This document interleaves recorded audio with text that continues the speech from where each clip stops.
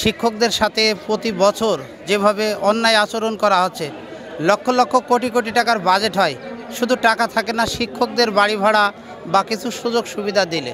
শিক্ষকদের ভালো রাখলে তার মাথা ব্রেন যদি ভালো রাখা যায়, তাহলে এই ভালোটা কে থাকে? এই আপামর জনসাধারণের যে ছেলে মেয়ে তারা পড়ায়, তাদের সুন্দর মস্তিষ্কে শেখাতে পারে, জাতি উপকৃত হতে পারে।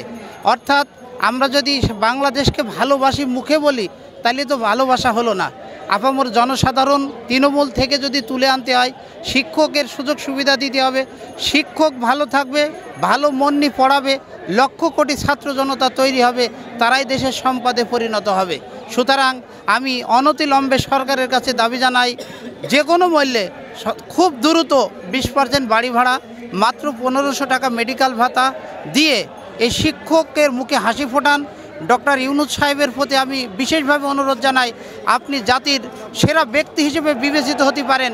আপনার কলমের একটা খুঁচাই, একটা স্বাক্ষরে এই 30,000 এমপিওভুক্ত শিক্ষক পরিবারের মুখে হাসি ফুটবে।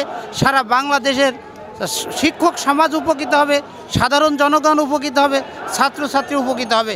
সেই আশাবাদ ব্যক্ত রেখে আমি আমার সংক্ষিপ্ত বক্তব্য শেষ করছি।